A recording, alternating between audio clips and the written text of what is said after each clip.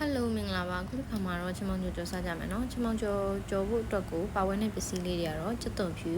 မြင်းတီးစိမ့်နဲ့ငပိစိမ့်စားနဲ့ပစွန်ကြောက်လေးတွေရေးစိမ့်ထားပါတယ်ကျွတ်သွန်ဖြူတပြားရိုက်ထားတာလေးကိုထည့်လိုက်ပါမယ်ချမောင်ကျော်ကြော်မယ်ဆိုရင်စီမြများထည့်ဖို့လို့စီမြများထည့်ရင်တော့ပိုစားလို့ကောင်းတယ်လို့ပြောတယ်နော်ဒါပေမဲ့တော့စီကတော့အများကြီးတော့မထည့်တော့ပါဘူးကျွတ်သွန်ဖြူစီတက်တယ်စနစ်မုတ်လေးနဲ့ထည့်ပြီးတော့ငပိစိမ့်သားလေးကိုခြေလိုက်ပါမယ်ငပိစိမ့်သားလေးမှုေးလာပြီဆိုခုနပပလေးတွေလေးရတဲ့ချက်သွန်ပြူလေးကိုထည့်လိုက်ပါမယ်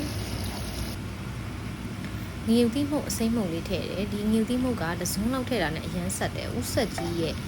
မိုးထောင်ဆိုတဲ့ငြူတိအစိမ့်မှုပါအရန်ဆက်တဲ့အတွက်ကြောင့်မလို့ငြူတိစိမ့်လေးကိုတော့ဒီတိုင်းလေးပဲထည့်လိုက်ပါမယ်ငြူတိစိမ့်အဆက်ကြိုက်တယ်ဆိုရင်ငြူတိစိမ့်လေးကိုနှစ်ချမ်းလှီးပြီးတော့ထည့်လို့ရပါတယ်ပစွန်ကြောက်ကြိတ်ထားတာလေးကိုလည်းထည့်လိုက်ပါတယ်